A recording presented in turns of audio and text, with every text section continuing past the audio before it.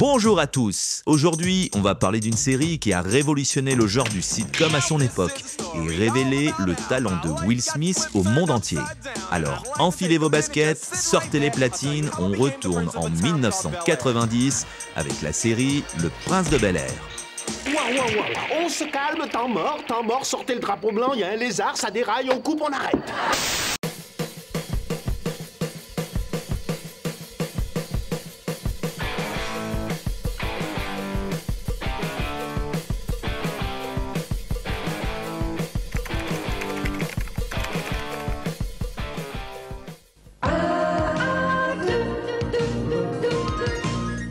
Avant d'aller plus loin, je voudrais remercier Nextory, le partenaire de cette nouvelle vidéo.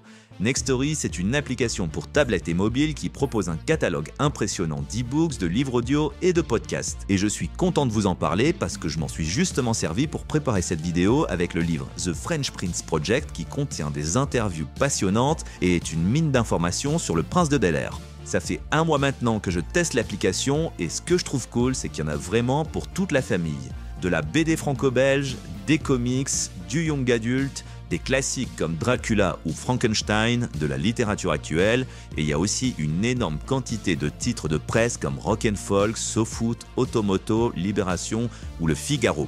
En ce moment, pendant mon sport, j'écoute la biographie d'Al Pacino et j'avoue que j'étais sceptique avec le concept des audiobooks, mais en fait c'est super pratique. Avec le lien qui s'affiche sur l'écran et que vous pouvez retrouver en description, vous aurez accès à 45 jours pour essayer Nextory gratuitement. Alors personnellement, je vous conseille de foncer.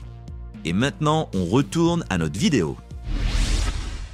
À l'origine du Prince de Bel-Air, on retrouve Benny Medina. Un nom qui ne vous dit peut-être rien et pourtant il a connu l'une des success stories les plus fulgurantes de la musique américaine. Producteur pour la Motown puis Warner Bros Records, Medina était déjà millionnaire avant même d'avoir atteint la trentaine. Il a collaboré avec des artistes comme The Temptations, Ray Charles, Prince, Madonna et a un temps géré la carrière de Jennifer Lopez et Mariah Carey. Et pourtant, rien ne le prédestinait à une telle réussite. Medina est né dans un quartier pauvre de Los Angeles. Devenu orphelin après la mort de sa mère et l'abandon de son père, le jeune Benny glisse doucement vers la délinquance. Mais tout change le jour où il se lie d'amitié avec un adolescent blanc aisé de Beverly Hills, dont la famille lui permet de vivre dans un garage rénové derrière leur propriété. Medina intègre ensuite le lycée de Beverly Hills et devient un excellent élève. Quelques années plus tard, et fortement marqué par cette expérience, il s'associe à son ami Jeff Pollack afin d'imaginer une adaptation de son histoire personnelle sous la forme d'une série télévisée. Avec un détail qui a en réalité toute son importance, Benny Medina choisit de mettre en scène une famille noire plutôt que blanche. Et ça se comprend puisque le concept du jeune noir défavorisé adopté par une famille de blancs avait été déjà bien exploité à la télévision. En 1989, Medina soumet son idée au producteur Quincy Jones, qui est immédiatement emballé par le concept. Quincy Jones, pour ceux qui auraient vécu dans une grotte durant les années 80, c'est lui qui a produit les plus grands albums de Michael Jackson, Off the Wall, Thriller et Bad. Et il se trouve justement qu'il venait de signer un contrat pour développer des programmes avec Warner Bros Television.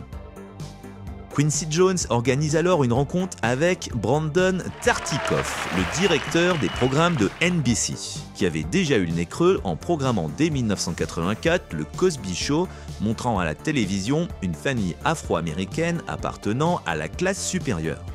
Alors ce n'était pas totalement inédit puisque la première série à l'avoir fait a été The Jeffersons, diffusée sur CBS entre 1975 et 1985. Mais ça n'en était pas moins une représentation encore très marginale à la télévision. Le Prince de Bel-Air se positionne donc en héritier à la fois d'Arnold et Willie, de The Jeffersons et du Cosby Show. Quoi qu'il en soit, Tartikoff donne son feu vert pour la production d'un pilote dont il confie l'écriture à Andy et Suzanne Borowitz, connus alors pour leur travail respectif sur Drôle de vie et Sacrée famille. L'histoire du Prince de Bel-Air, c'est celle de Will, un adolescent élevé seul par sa mère dans un quartier pauvre de Philadelphie. Un jour, alors qu'il jouait tranquillement au basket avec ses amis, il envoie accidentellement son ballon sur une bande de voyous, provoquant alors une vive altercation. Craignant qu'il ne soit à nouveau la cible de ses voyous, sa mère l'envoie vivre chez son oncle Phil, un riche avocat qui réside dans une grande maison bourgeoise de Bel Air, aux côtés de sa femme Viviane et de leurs 3 enfants, Ashley, Carlton et Hilary. Ashley, c'est la petite dernière de la famille. Moins formatée que les 2 autres, elle cherche à s'extirper de sa condition privilégiée et prendra Will comme modèle. Tout le contraire de Carlton, snob, un peu coincé et solidement attaché à sa condition sociale. Même si, au fur et à mesure des saisons, il se révélera être le personnage le plus fou de la série. Quant à Hilary, l'aînée, elle est l'enfant gâté de la famille, dont la principale préoccupation est de participer à des soirées mondaines et de côtoyer les stars de Los Angeles. Hilary! Vous connaissez? Je t'ai pas vu hier soir à la boum chez Bruce Willis. Oh, je ne parle plus avec Bruce, je te raconterai ça plus tard. Mais la famille ne serait pas au complet sans Jeffrey, le majordome anglais au flegme britannique et à l'humour sarcastique, qui s'occupe de satisfaire les 4 volontés de la petite famille. Et tout comme Carlton, il s'avérera être un personnage bien plus excentrique qu'il n'y paraît.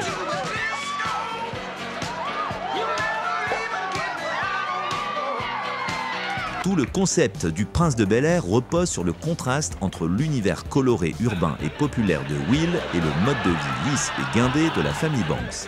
Un choc des cultures qui constitue le moteur principal de la série.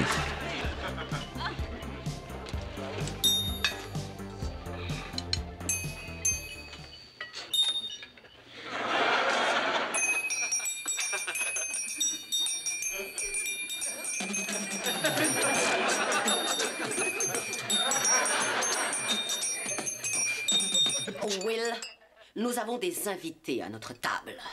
Ah oui, c'est vrai. Vous voulez une chanson? Le Prince de Bel Air se démarque aussi par un humour irrévérencieux que l'on pourrait même qualifier d'impertinent pour l'époque. Bon sang, je meurs de faim. On mange quand ici? Nous, on mange ici. Vous n'y mangerez jamais. Alors que vous, en tout cas, vous y mangez souvent.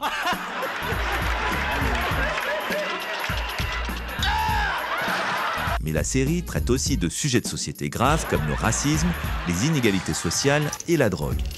Et c'est en partie cette capacité à réussir à nous faire rire tout en abordant des sujets sérieux qui fait l'une des grandes forces de la série. Dans le rôle du Prince de Bel Air, on retrouve Will Smith. Il n'avait alors jamais joué la comédie et n'avait même jamais envisagé de le faire. À la fin des années 80, c'est dans la musique qu'il rencontre le succès avec son partenaire DJ Jazzy Jeff au platine. Les 2 amis remportent même le Grammy Award de la meilleure performance rap en 1989 pour leur titre Parents Just Don't Understand. DJ Jazzy Jeff and the Fresh Prince. Please welcome the Fresh Prince. Durant cette période, Will Smith gagne énormément d'argent, mais il claque toute sa fortune en voitures et en fringues de luxe, et oublie malencontreusement de payer le fisc qui lui réclame à présent la coquette somme de 2,8 millions de dollars. Ruiné et endetté, Will Smith pensait alors se refaire la cerise avec la sortie de son nouvel album, mais le disque fait un flop et ne s'écoule qu'à 500 000 exemplaires. Un échec qui aurait dû sonner la fin du game pour le rappeur de Philadelphie. Mais sa rencontre avec Benny Medina sur le plateau du Arsenio Hall Show va le remettre en selle et changer sa vie à jamais. I meet Benny and he pitches me the idea for this show and I'm like, you know, I'm not an actor. I'm like, cool. And he says, hey, you know, I want you to meet Quincy Jones. Quincy Jones is producing with me. So I find myself at Quincy's. And there's actors and artists and celebrities and politicians, like everybody's at Quincy's house. It's like The Wiz without the costumes.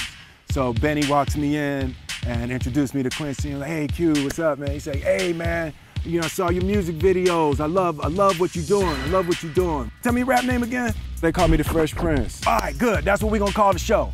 And he handed me a screenplay for a failed Morris Day pilot. Like, I don't have the time. So, I need you to do this. I need you to go ahead, take a few minutes, take 10 minutes, study the script, and I'm gonna clear all the stuff out the living room, and we're gonna have everybody sit down in the living room, we're gonna do an audition. So he goes out, tells everybody, come on, come on, come on. And I was like, hey, Q, hold up, man, hold up. I'm not ready to do no audition. And he said, oh, all right.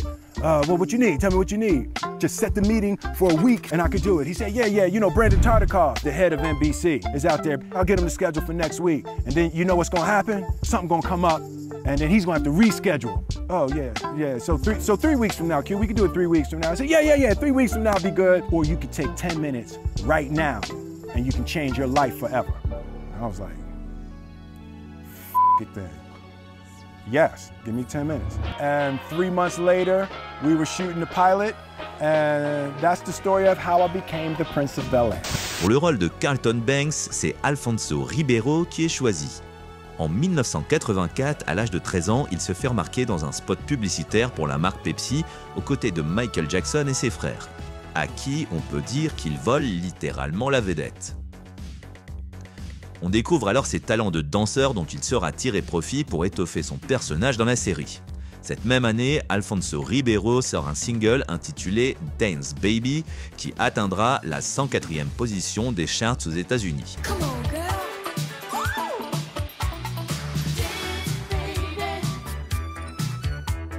Mais il intègre surtout le casting de la série Ricky ou La Belle Vie dans le rôle du meilleur ami de Ricky qu'il endossera durant 3 saisons.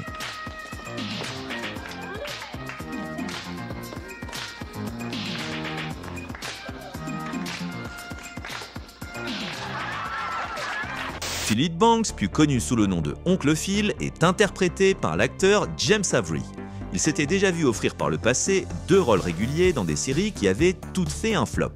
Going Bananas avec en vedette un singe doté de super pouvoirs et FM, une émission se déroulant dans l'univers de la radio.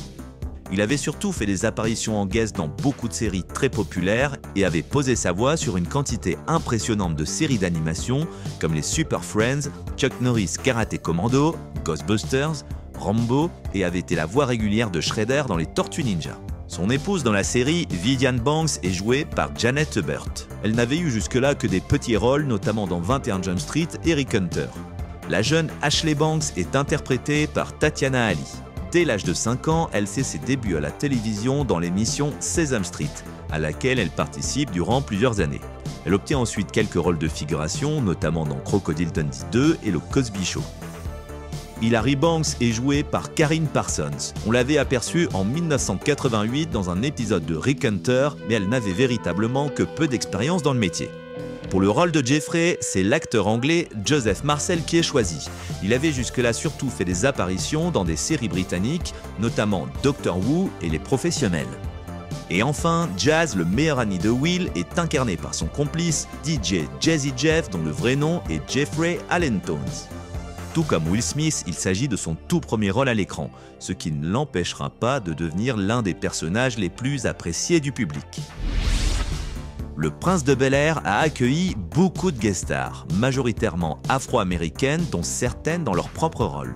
Richard Roundtree, l'interprète de Shaft, Don Cheadle, le War Machine des films Marvel, le footballeur américain Bo Jackson, les musiciens A.V.D., Isaac Hayes, B.B. King, Tom Jones et les Boyz II Men, les basketteurs Isaiah Thomas et Karim Abdul-Jabbar, le producteur de la série Quincy Jones, la mannequin Naomi Campbell, le champion de boxe Evander Holyfield, Tisha Campbell de Martin et Mafani Dabor, Malcolm Jamal Warner alias Theo Huxtable dans le Cosby Show, Bernie Koppel, le doc de la croisière s'amuse, Sherman Hemsley du sitcom The Jefferson, Pam Grier, la star de Jackie Brown, les présentateurs télé Oprah Winfrey et Jay Leno, le fondateur du magazine Playboy Hugh Hefner, le futur président des États-Unis Donald Trump, Pat Morita de la saga Karate Kid, Chris Rock qui bien des années plus tard sera giflé par Will Smith lors de la cérémonie des Oscars, Jaleel White alias Steve Urkel,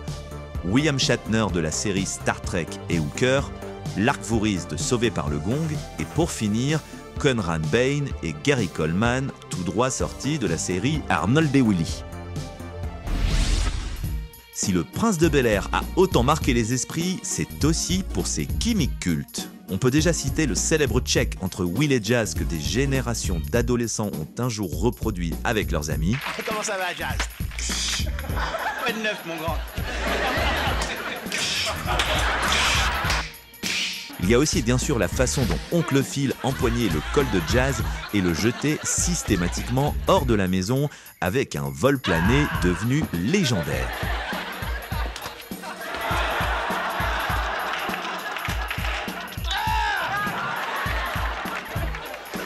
Ça détend. Ah, je vous sens frustré, monsieur Banks. Vous pouvez pas me jeter dehors parce que je suis déjà à l'extérieur.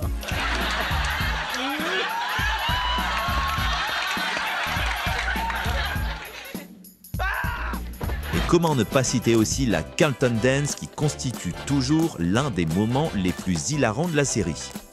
Une chorégraphie imaginée par Alfonso Ribeiro en combinant la danse de l'homme blanc créée par Eddie Murphy pour l'un de ses sketchs et le déhanché de la jeune Courtney Cox dans le clip Dancing in the Dark de Bruce Springsteen. Mais notre inventaire ne serait pas complet sans évoquer les joutes verbales savoureuses entre Will et Carlton qui rythmaient chaque épisode. Mais à propos, Will, qui te coupe les cheveux? Red Charles? Je l'ai gardé en réserve depuis une semaine. Tu peux toujours chercher une réplique. Tu sais, Carlton, tu as raison, la vie n'est pas très juste. Parce que si elle l'était, alors tes jambes ne seraient pas plus courtes que tes bras. Bon, alors écoute bien ce que je vais te dire. Et tu dois y arriver avec des pavillons aussi développés. Mais ce qui a aussi fait du Prince de Bel-Air l'une des séries majeures de son époque, c'est qu'elle a activement participé au développement du mouvement hip-hop aux États-Unis. Avant 1990, il était encore considéré comme une sous-culture associée principalement au quartier afro-américain. Le Prince de Bel-Air arrive à un moment charnière où le hip-hop va progressivement sortir de la rue pour devenir un phénomène mainstream, adopté aussi par le public blanc américain. Et on va ainsi retrouver cette tendance un peu partout dans les médias, à la télévision et au cinéma.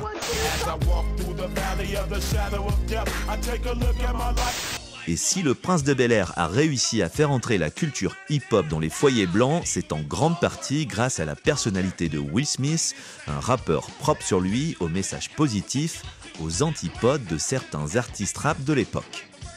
Alors certes, quelques films, et notamment Do the Right Thing de Spike Lee en 1989, avaient déjà mis en avant la culture hip-hop, tout comme l'émission Yo MTV Raps diffusée à partir de 1988, mais aucun d'entre eux n'avait eu la portée d'une sitcom familiale diffusée en prime time sur un grand network comme NBC.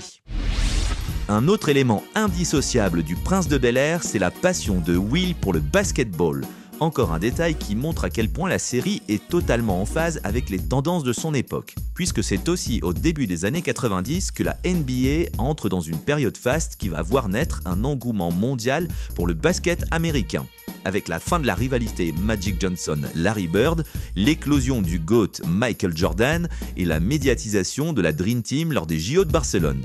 Le basket s'invite donc régulièrement dans la série, notamment dès la première saison, avec un épisode qui voit Will devenir la star de l'équipe de Bel-Air.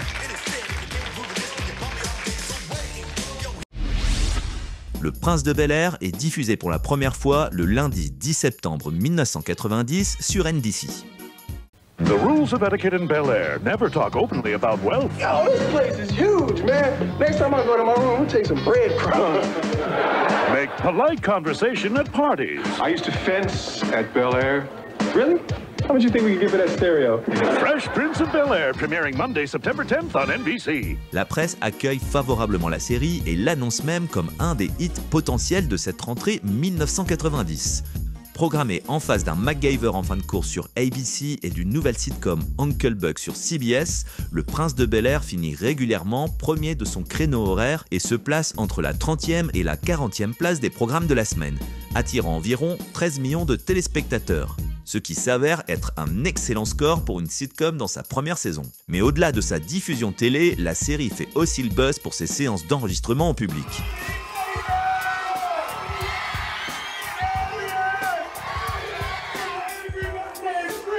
Tous les vendredis, les fans se pressent pour assister à un véritable show interactif avec Will Smith en maître de cérémonie. Les studios d'enregistrement du Prince de Bel-Air sont désormais l'endroit en vogue le vendredi soir à Los Angeles. Pour la deuxième saison, NBC va mettre un peu plus de moyens et attacher un soin tout particulier à l'écriture. Les sujets traités deviennent plus sérieux et les personnages comme Carlton et Jeffrey vont être de mieux en mieux exploités.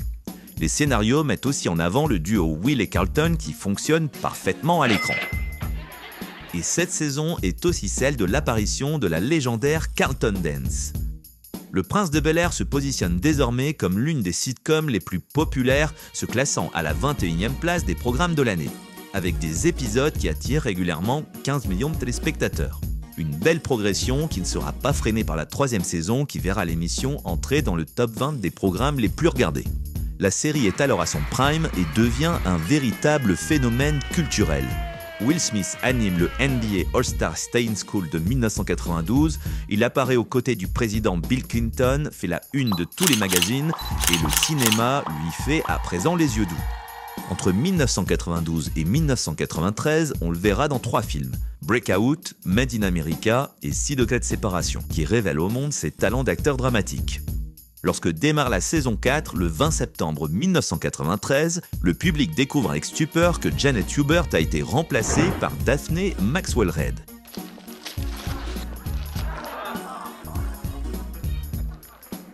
Vous savez, Madame Banks, depuis que vous avez eu ce bébé, il y a quelque chose de différent chez vous. Beaucoup de choses ont été dites sur cette histoire, mais il semblerait que NBC n'ait pas reconduit Janet Hubert suite à un désaccord financier. Après son départ, l'actrice attaque Will Smith en justice et l'accuse d'avoir manœuvré en coulisses pour que NBC réduise son salaire et son temps d'antenne après qu'elle soit tombée enceinte, la poussant ainsi à quitter la série. Pas de quoi déstabiliser Will Smith qui réfute ces accusations et pointe du doigt le comportement de diva de l'actrice sur le plateau. Un avis qui semble d'ailleurs partagé par les autres acteurs de la série, et notamment Alfonso Ribeiro. So I did 6 years on Fresh Prince. Had an absolute amazing time working with Will, with Tatiana and James and Karen, and everybody was great. First mom, not so much. She went nuts.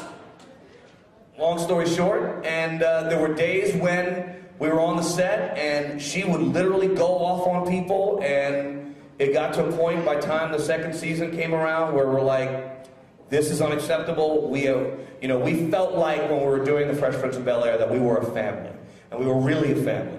And she, at that point, ruined that. And she made it very difficult for us to work. And unfortunately, she was then fired. She was funny. She was great. She was a very talented actress. Cette saison 4 marque également l'entrée à l'université de Will et Carlton, mais aussi l'arrivée d'un bébé dans la famille Banks. Les audiences baissent légèrement, mais restent toujours très correctes, avec une 26e place au classement des programmes de l'année. Au cours de cette saison, Will renoue également le contact avec son père, qui l'abandonne une nouvelle fois. I'm gonna get through college without him. I'm gonna get a great job without him. I'm gonna marry me a beautiful honey, and I'm having me a whole bunch of kids. I'm gonna be a better father than he ever was. And I sure as hell don't need him for that, because ain't a damn thing he could ever teach me about how to love my kids.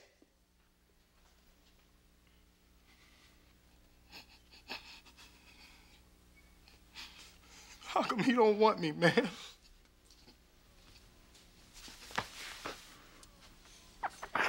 Et alors que le dernier épisode voit Will retourner à Philadelphie et décider de ne plus revenir à Bel-Air, la presse spécule sur l'avenir de la série.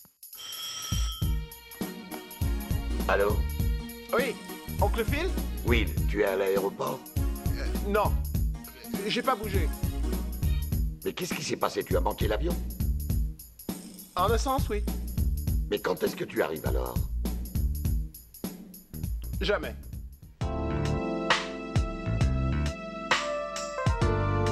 Un twist qui ne tiendra pas très longtemps puisque dès le début de la 5e saison, un cadre de NBC vient ramener Will à Bel-Air. Yo, man, what's up? Come here.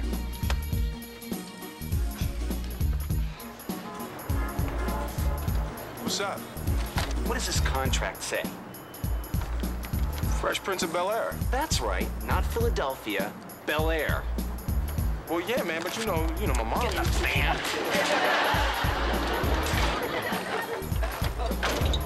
Yo, Holmes, to Bel-Air. L'épisode se poursuit avec une scène très méta où Jazz relève une fois de plus les bizarreries scénaristiques de la série. Qui joue le rôle de la mère cette année? C'est la même maman. Qui t'es, toi? Enfin, Jazz, c'est Nicky, le bébé.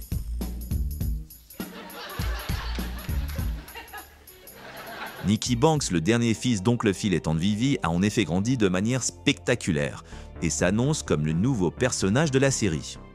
C'est ce qu'on appelle dans le jargon de la télévision le syndrome du cousin Oliver, un procédé souvent utilisé dans les sitcoms lorsque l'audience commence à baisser. Le terme provient de la série The Brady Bunch, dans laquelle les producteurs avaient ajouté un enfant, le cousin Oliver, au cours de la dernière saison. Un ajout censé relancer la série, mais qui a plutôt marqué le début de la fin. On retrouve ce même stratagème dans Arnold et Willy avec l'arrivée de Sam ou dans Notre belle famille avec celle de Lily Lambert. Et à chaque fois, ces tentatives se sont soldées par un échec.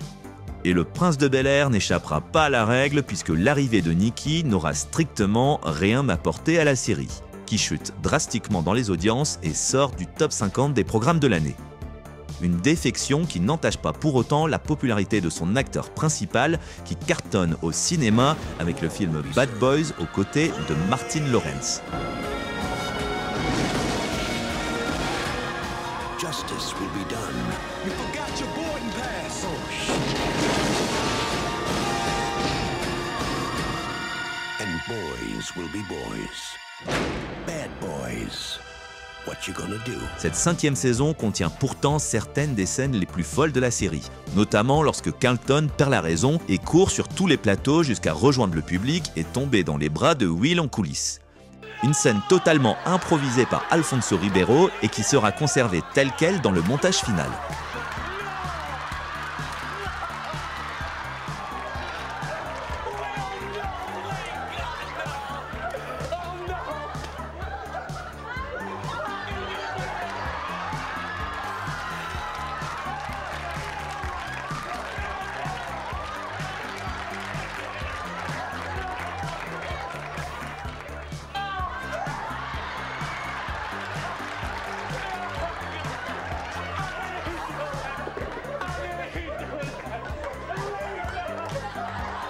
Mais cette saison est aussi marquée par le mariage raté de Will et un épisode particulièrement sombre dans lequel Will se fait tirer dessus pour protéger Carlton, qui en réaction décide de se faire justice lui-même.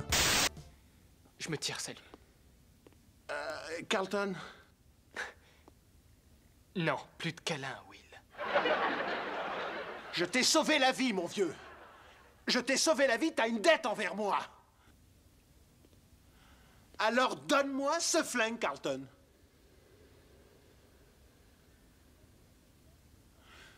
Donne-moi ce flingue, je t'ai sauvé la vie, je veux ce flingue!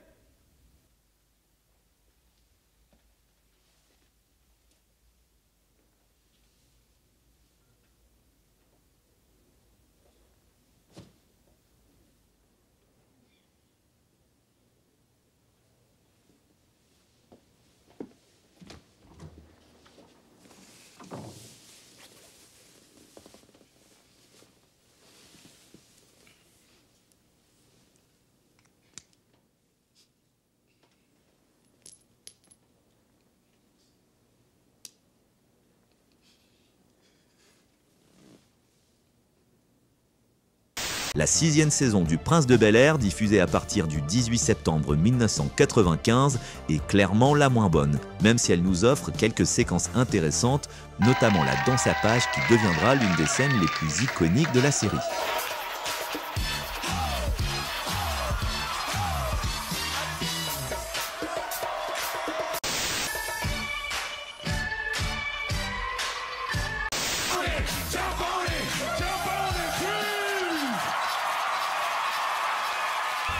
Et si en coulisses l'ambiance est au beau fixe et que les enregistrements en public sont toujours aussi festifs, les audiences, elles, ne remontent pas.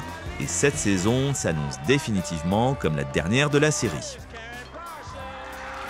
Au cours du dernier épisode, diffusé le 20 mai 1996, les protagonistes de The Jefferson et d'Arnold et Willy viennent faire une courte apparition. Qu'est-ce que tu me racontes là, Will? Un clin d'œil à ces deux séries dont le Prince de Bel-Air s'inscrit comme un digne héritier. Cet épisode voit la famille Banks mettre en vente leur villa de Bel-Air pour s'installer à New York. Jeffrey retourne en Angleterre après avoir découvert qu'il avait un fils, Campton part à Princeton, tandis que Will reste à Los Angeles pour terminer ses études. Une fin pleine de nostalgie et emplie d'émotions, autant pour le public que pour les acteurs.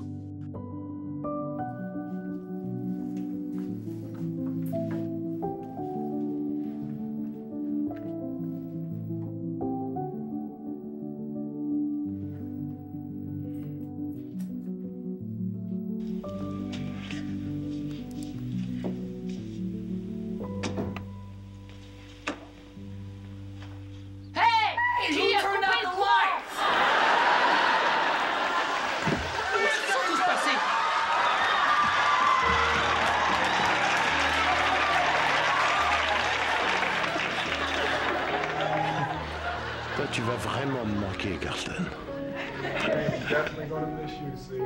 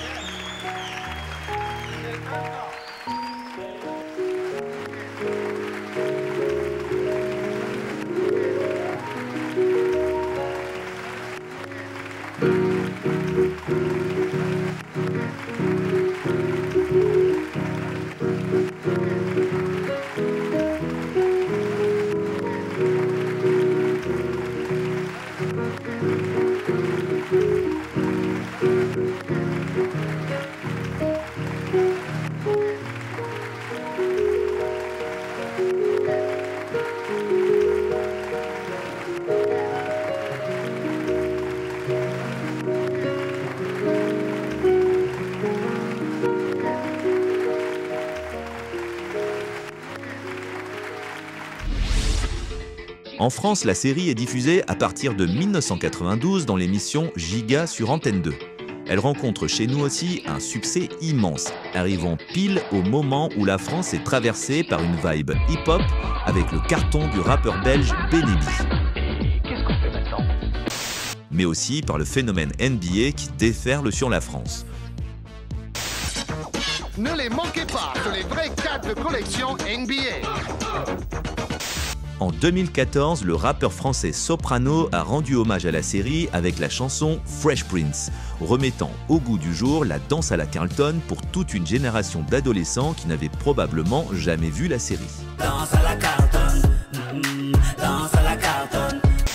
La voix française de Will Smith est celle de Greg Germain. James Avery est doublé par George Atlas lors des 3 premières saisons, puis Henri Dianic pour les suivantes. La voix de Alfonso Ribeiro a été confiée à Damien Boisseau, puis Fabrice Josso. Celle de Karine Parson est à attribuer à Marie-Christine Dara. Joseph Marcel est doublé par Medando. Tatiana Ali par Valérie Ciclé et Jazz par Vincent Rompion. La chanson du générique Yo Home to Bel-Air, interprétée par Will Smith, est devenue elle aussi un élément iconique de la série. La musique a été composée par Quincy Jones, tandis que les paroles ont été écrites par Will Smith et Jazzy Jeff. Elle raconte avec humour les événements qui précèdent l'arrivée de Will à Bel-Air. Il existe 2 versions de ce générique. Une version longue de près de 2 minutes, que l'on peut voir uniquement au début des 2 premiers épisodes, et une version courte d'environ 1 minute pour la suite de la série. Et une info que j'ignorais totalement à l'époque, le chauffeur de taxi qui amène Will à Bel-Air n'est autre que le producteur Quincy Jones. On retrouve la chanson dans le Greatest Hits de DJ Jazzy Jeff and the Fresh Prince, sorti en 1998. Depuis, Will Smith l'interprète régulièrement, que ce soit sur scène ou sur les plateaux télé. In West Philadelphia, chilling out, maxing, relaxing on, cooling off. With a couple of guys who were up to no good. I got in one little fight and my mom got scared and said, like just flip, turn upside down, and I like to take a minute, just sit right there. I'll tell you how I became the prince of a town called Bel-Air.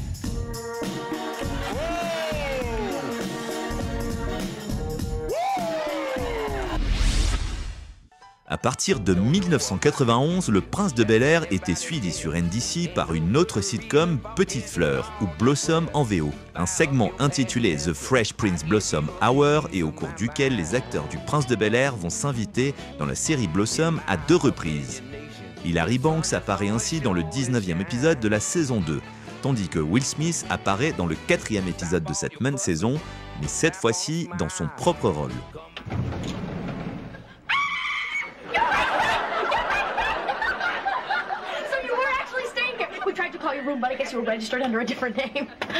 Yeah, I use an alias, you know, because people might scream and call my room. En 1992, le personnage d'Hilary Banks apparaît dans une autre série de NBC, Out All Night. Puis, en 1995, c'est la série In the House qui voit Carlton et Ashley Banks y faire une apparition. Carlton, if you don't leave me alone, I'm gonna tell everyone you sleep with a Scooby-Doo pillowcase. Don't mess with me. And for your information, it's not Scooby-Doo, it's Astro Jetson. Same voice, different dog. Une série que rejoindra ensuite Alfonso Ribeiro de manière régulière en 1997 dans le rôle du docteur Maxwell Stanton. Et le 22e épisode de la 4e saison verra même l'apparition de John Savory, Daphne Reid et Joseph Marcel. Mom, Dad, you're early!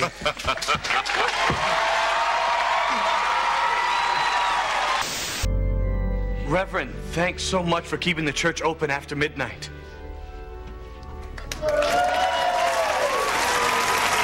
No problem. God's house is always open. Although he usually sends his helpers to bed at 10. Le Prince de Bel-Air a eu énormément d'influence sur la pop culture. Outre le rôle que la série a joué dans la popularisation du hip-hop aux États-Unis, on retrouve son empreinte sur des séries comme Cooper, Moesha, Ma famille d'abord ou Tout le monde déteste Chris.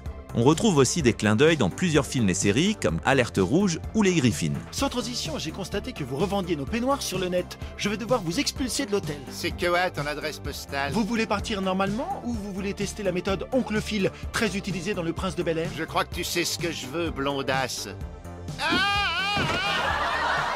Et le Prince de Bel-Air a aussi été parodié dans plusieurs émissions, dans Un rue Sésame, dans le Saturday Night Live ou par Jimmy Fallon dans le Tonight Show.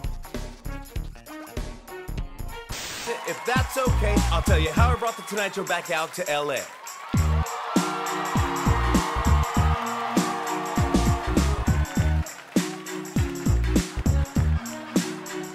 In Rockefeller Center, NYC, in the legendary studio they call 6B.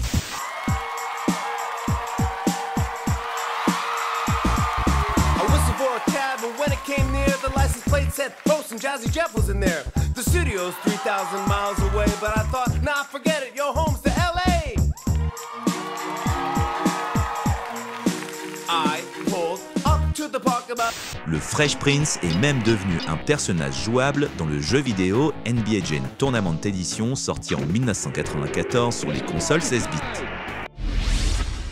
Après l'arrêt de la série, Will Smith continue son ascension fulgurante. En 1997, il sort son premier album solo, Big Willie Style, qui regorge de tubes tous plus efficaces les uns que les autres.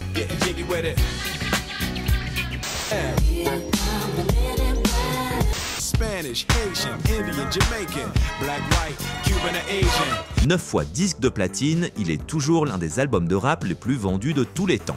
Et comme tout ce qu'il touche se transforme en or, Will Smith devient aussi l'un des acteurs les plus bankable des années 2000.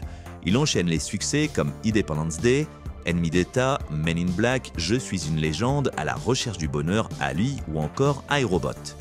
Mais à partir des années 2010, sa carrière commence à décliner et prend même un tournant dramatique lorsqu'en 2020, sa femme, Jada Pinkett Smith, s'épanche en direct dans l'émission qu'elle anime sur sa relation intime avec un jeune rappeur qu'ils avaient tous les deux hébergé pendant plusieurs mois. I think you need to say clearly what happened. As far as what? You and I decided we were going to take our space, and what happened? Yeah, and then I got into an entanglement with August. That's what I said. An entanglement? Yes. Yes. A relationship? Yes, it was a relationship, absolutely. I was in a lot of pain, and I was very broken. Will Smith encaisse les coups avec une résilience qui force le respect, mais la douleur peut se lire sur son visage. En 2022, il gifle l'acteur Chris Rock en pleine cérémonie des Oscars, après que l'humoriste ait fait une mauvaise blague sur sa femme. Jada Pinkett Smith ne le défendra pas et déclarera même que Will et lui étaient séparés depuis 7 ans au moment de l'incident, alors que de son côté, Will Smith n'avait pas l'air d'être au courant.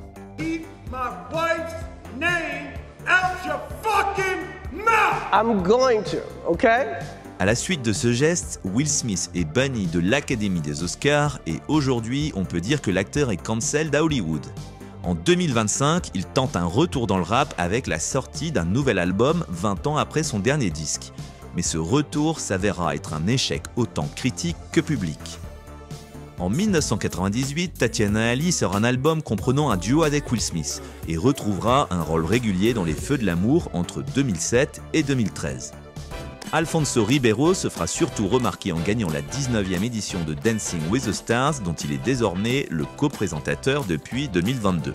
Quant à James Avery, il nous a malheureusement quittés en 2013. Si la série s'est arrêtée il y a bientôt 30 ans, elle est encore diffusée régulièrement aux États-Unis. Et l'apparition des acteurs à la télévision est toujours un événement. What's that, Jeff? What's that? What's that, Jeff? Here we go. Here we go. Yeah, yeah, yeah. Now this is the story all about how my life got flipped turned outside. Yeah. Alfonso Ribeiro. Who you got? Who you got? Who you got?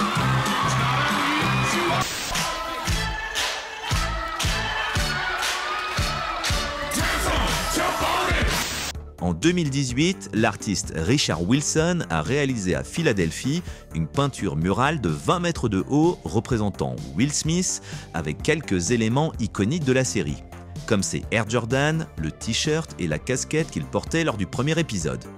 Il rejoint ainsi le basketteur Julius Erving, une autre légende de la ville à avoir eu cet honneur. En 2019, Will Smith a sorti une collection de vêtements inspirés par la série, comprenant des survêtements, des t-shirts, des casquettes, des chaussettes et même un ballon de basket. 2 ans plus tard, Will Smith s'associera avec Adidas pour sortir plusieurs modèles de basket toujours inspirés par l'univers de la série. En 2020, pour fêter les 30 ans de la sitcom, les acteurs se sont retrouvés pour une émission spéciale diffusée sur HBO Max. L'occasion pour Will Smith d'enterrer la hache de guerre avec Janet Hubert. Pas sûr que Alfonso Ribeiro en ait fait autant quand on sait que 3 ans auparavant, Janet Hubert avait traité l'acteur de, je cite, « petite traînée des médias et de lèche-cul de Will Smith », ajoutant qu'elle n'avait absolument aucun intérêt à revoir ses anciens partenaires. Elle viendra tout de même leur faire des câlins au cours de cette émission spéciale. C'est probablement ce qu'on appelle la magie de la télévision. En 2019, Morgan Cooper a réalisé un fan-film se présentant comme une bande-annonce d'une version dramatique du Prince de Bel-Air. La vidéo a fait un tel buzz sur YouTube que Will Smith a contacté son auteur pour adapter son idée sous la forme d'une série télévisée. Diffusée à partir de février 2022 sur la plateforme Peacock, Bel-Air a reçu des critiques globalement positives. On y retrouve tous les personnages emblématiques de la série originale, mais avec un traitement sensiblement différent. Carlton est accro à la cocaïne et n'a rien d'un gentil, Jazz est chauffeur Uber, Hilary une influenceuse culinaire, Ashley préfère les femmes, tandis que Jeffrey n'est plus majordome mais s'occupe de la sécurité de la famille Banks. Si la série regorge de clins d'œil au Prince de Bel-Air, le ton est nettement plus dramatique et laisse moins de place à l'humour. Allez, on se quitte avec quelques anecdotes sur la série. Le Prince de Bel-Air a été la toute première expérience de comédien de Will Smith. Au début de la série, pour l'aider à ne pas se tromper dans ses répliques, il avait appris les dialogues de tous les acteurs par cœur et les murmurait discrètement au moment des prises, ce qui déstabilisait ses partenaires et posait des problèmes à la production. Lors des premiers épisodes, on peut clairement distinguer les lèvres de Will Smith bouger pendant que les autres acteurs récitent leurs textes. Bien sûr que si. On m'a retenu en CP pendant 3 ans et il voulait plus me lâcher. Vraiment, pendant 3 ans? Ah ouais, moi ma devise c'est quand j'ai trouvé une année cool, je m'y accroche. Ouais, j'ai tellement peur que Freddy Krueger faisait des cauchemars en pensant à elle. Au début de la série, les scènes où Jazz se faisait éjecter de la maison ont été tournées et retournées des dizaines de fois aux grandes dames de Jazzy Jeff qui n'a jamais bénéficié d'une doublure cascade.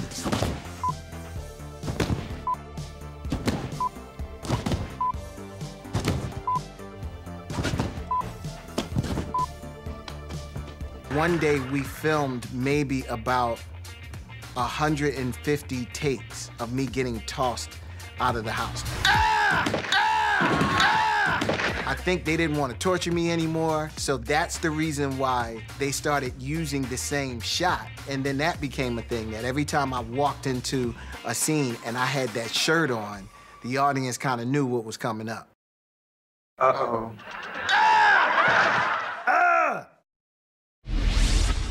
Tout au long de la série, Will Smith a chaussé une collection de baskets Nike assez impressionnante, avec notamment plusieurs modèles de Air Jordan. Une paire a été plus particulièrement associée au Prince de Bel-Air, c'est la Air Jordan 5 Retro Grape qu'il portera à l'écran sans lacets. La paire est ainsi devenue iconique grâce à la série et beaucoup de ses détenteurs ont tenté de la porter comme Will Smith sans lacets, ce qui, en dehors des plateaux, se révélait être totalement impossible. 28 ans plus tard, en 2018, Nike a ressorti le modèle adapté cette fois-ci à un port sans lacets, avec la mention West Philadelphia apposée sur la languette. La semelle intérieure est quant à elle inspirée du t-shirt jaune et rose porté par Will Smith dans le premier épisode de la série. Au cours du 5e épisode de la première saison, Don Cheadle incarne Ice Tray, un ami d'enfance de Will lorsqu'il vivait à Philadelphie. Ce personnage devait être au centre d'un spin-off scénarisé par Andy et Susan Borowitz et dont la diffusion était prévue juste après Le Prince de Bel-Air sur NBC. Un pilote a même été tourné, malheureusement celui-ci n'a pas convaincu les décideurs de NBC et la série ne verra finalement jamais le jour. Dans le 2e épisode de la 3e saison, un ancien ami d'enfance d'Oncle Phil le confond avec Carl Winslow de la série La vie de famille. Une blague qui a malheureusement été occultée dans la VF. Oh my God. Hector? Yeah, wait. Wait a minute, I know you. Yeah, ain't you the guy from Family Matters? No! I'm Philip. Philip Banks. Curly? Oh my God! Oh mon Dieu! Hector! Oui, quoi? Mais attendez, mais je vous connais, vous? Mais oui, c'est vous le type de la pub pour les régimes? Un an plus tard, la blague sera reprise dans La vie de famille où Jens Avery fera une apparition surprise à la fin d'un épisode. Eh bien, bonjour, petite G. T'as gagné. C'est vrai. On dirait vraiment l'acteur qui fait le père dans Le Prince de Bel-Air.